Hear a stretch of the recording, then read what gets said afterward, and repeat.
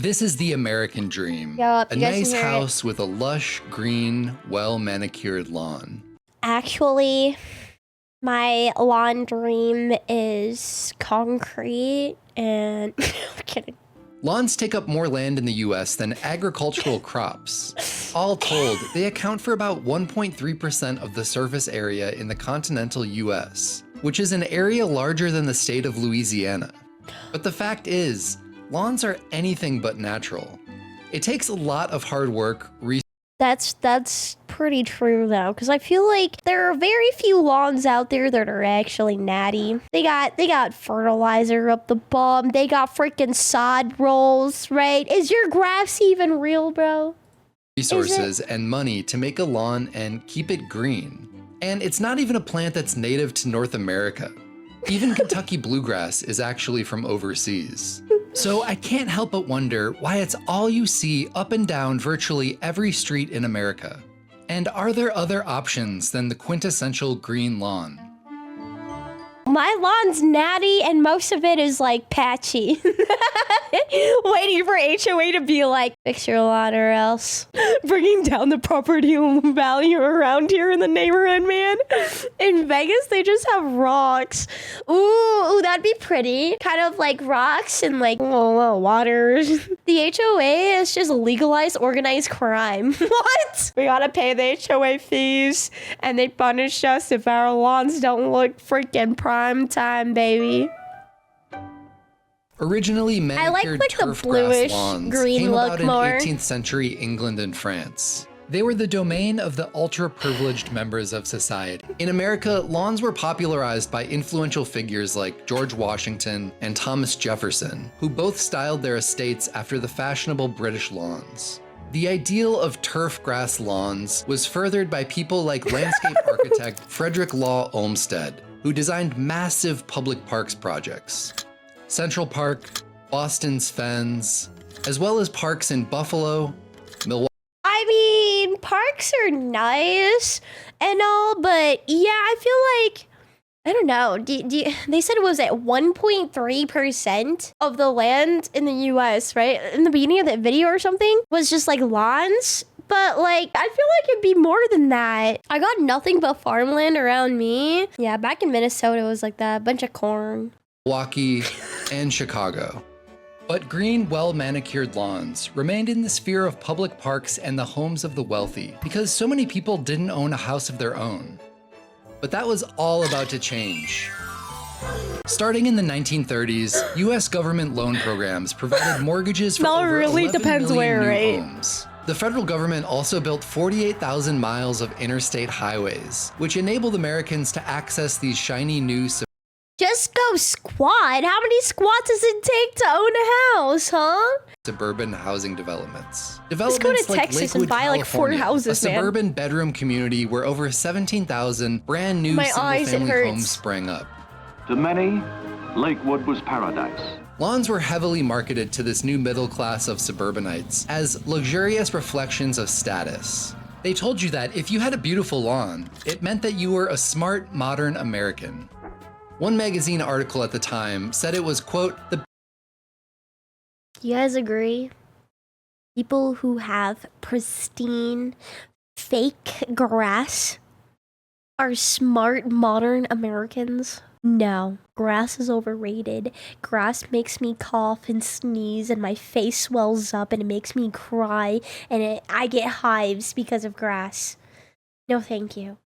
biggest lawn boom of all time. It is literally spreading all over and has become, in fact, much more than a ground cover. It is an emotion that has blossomed into a status symbol. I'll be totally honest, I've never owned a lawn. So I don't even know where you would start to make a lawn that looks like this. Wait, let me go back. A lawn that looks, what do you mean? It's browning. It's not even green. He literally wrote the book on growing turf grass. Hold that up again. Oh. If you've got your timing right and you know a little bit about what you're doing, you can do it with very little effort. Digging through his book, let's see. You should start by testing. It's true though. Call HOA, man. Who typically even like runs HOA? Someone named Karen. Yeah, I'm Karen except for with a Y. Okay, I'm not a part of HOA. Yeah, because like recently I gave a complaint too. I don't know who the frick complained, but like I have like bricks outside stacked around some of my trees, and like it's a little crooked now, and I got a complaint about it. And I was just like, dude, are you serious? It says to do it every 3 to 5 years, or when your lawn is not up to snuff. Then you gotta fertilize. Snuff. He says the ideal is 3 to 5 times annually. Then you gotta water the lawn. He suggests twice a week. You can also take a soil course. That's a lot of money. That's a lot of effort. I have blackout curtains. I barely know what the weather is like outside unless it's thundering and shaking the house. Crop spreader, pre-emergence herbicides. Point being, it's a lot. The average American spends about 65 hours a year on lawn and garden care. And all this lawn care uses up lots and lots of resources. Yes. Lawnmowers in the US use 1.2 billion gallons of gasoline every single year. And it takes 1 to 2 inches of water a week to keep your lawn lush and green, which for a 1,000 square foot lawn, that's over 10,000 gallons a summer. In a more arid region like here in California, a single family can use up to 87,000 gallons a year just to water their lawn and garden. That's the same amount of water as 4 home swimming pools. Pools are overrated. And all this lawn and garden equipment emits tens of millions of tons of pollutants into the environment every year. So turf grass is by far the most common lawn covering, but it seems like it's maybe not the most environmentally friendly option. So I had to wonder, if you don't want a turf grass lawn, but you also don't want an overgrown meadow like this, burn it all. what should you do? I would not say. We have an HOA compliance officer in our neighborhood that got caught peeping in windows. What the heck? But I'm anti-lack of a better idea and thinking about what you want your space to actually do and serve you and your community. Sarah is one of the people trying to figure that out. She's a landscape designer in San Diego, and I decided to drive down to talk to her. She showed me some of the projects she's worked on where she converted grass to drive down to talk to her. She showed me some of the You just put a bunch of like pebbles, like rocks and mulch in your yard and call it a day, right? Have a little mini waterfall here. Boom. You don't have to worry about grass. That's what I was talking about. projects she's earlier. worked on where she converted Yeah, that grass looks yards to cool. more useful, ecologically minded gardens. And she showed me a few of their key benefits. Pretty much 99% of my clients want low maintenance and low water. Yes. So picking those plants isn't really hard. There's a lot of California-friendly plants, California native plants that do well with that. Treating your front yard maybe even more like a backyard where you have places to sit, you have things to interact with, you have a I would variety like of that. things can actually really be great for a community. I would like that. It looks like a really, what is it? You know, I don't know. It just makes it look more homey, you know, and more welcoming instead of just a freshly manicured lawn that has nothing in it except for just green grass. I would like something like this for sure. I don't know about like hanging out on a lawn chair in the front yard though. Because that's the thing about being in the backyard, right? It's usually, you know, you have taller wooden fences or something like that, and people can't really look in because, like, people will be driving past your freaking house and just, like, staring at you while you're sunbathing or something, which is totally not good for your skin. Looks more like a garden than a lawn. She just needs a pond. Yes, a pond. For sure. Imagine being able to do whatever you want with your own property. Yeah, except HOA will be like, excuse me, yours doesn't look like the other one. Fix it now. Interaction for kids. There's so many things that are tangible here that if a kid kicks this around, they're not ruining your yard. You just push it back. Cities across the US are actually Never thought paying about people that. to convert their lawns from turf grass to more sustainable low water use landscapes. Here in LA, you can get up to $25,000. Sometimes I think we stick to these perfect yards and, you know, we're like, don't touch it, don't interact, but isn't that the opposite of the point? Wait, For so long, this is what people $25,000? envisioned when they thought of the fix? American dream. And for some, maybe it is. It's a satisfaction of how it looks when you're doing it right. When you get it right, it really looks great. Everybody comes by and wants to know what you did and how you did it. But for others, the American dream might be a yard that requires less work. you, Comprised of Ken. plants that are actually native and that's better for the environment.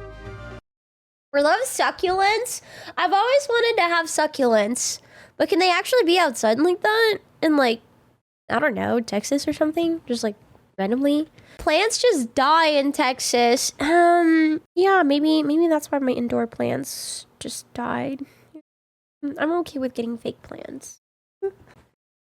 Maybe it's time we reimagine what the American dream can look like. Yeah, sure, that's why they're dying. Dude, yeah, I forgot. I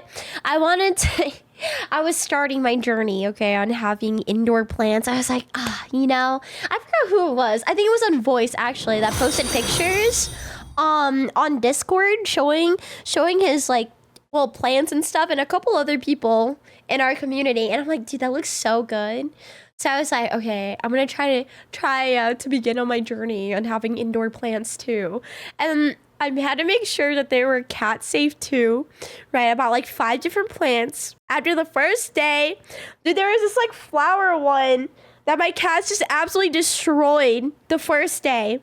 Okay, and then after that, I kind of just like forgot that I had plants. And then I checked up on it like a month later and was like, wait a minute. I had plants. I mean, I could do fake plants though, right? Those won't die on me.